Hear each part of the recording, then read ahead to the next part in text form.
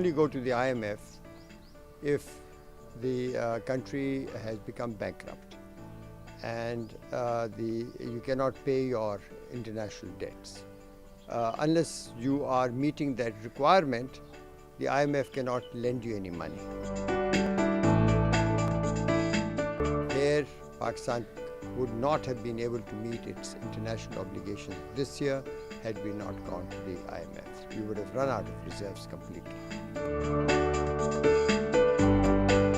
I have been one of the spokesmen also against the program because the IMF requires a certain adjustment. What kind of adjustment the government adopts is up to the government. This government, lacking the competence, did not negotiate an adjustment which was in the interest of this country. The root problem of Pakistan's situation, macroeconomic situation, are the large fiscal deficits and the huge debt that we've accumulated as a result of it, and now the service payments. Now, one way to adjust the fiscal deficit is by increasing taxation. The other one would be to reduce expenditures.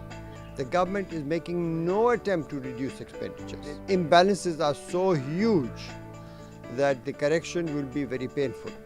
But the pain could have been reduced to a very large extent if Pakistan had followed their own national interest. If we had a competent economic team, then we would have been able to do it.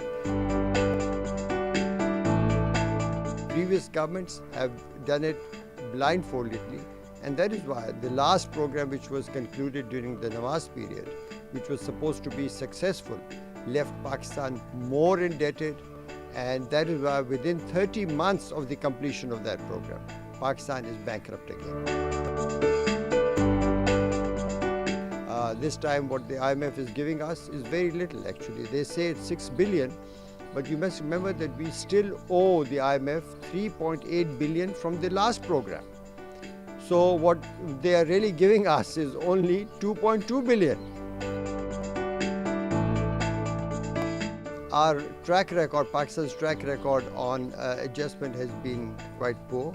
In the last program, which Pakistan completed so-called successfully, there were 12 reviews by the IMF and there were 12 waivers given to Pakistan. Each time we were violating our commitment to reform.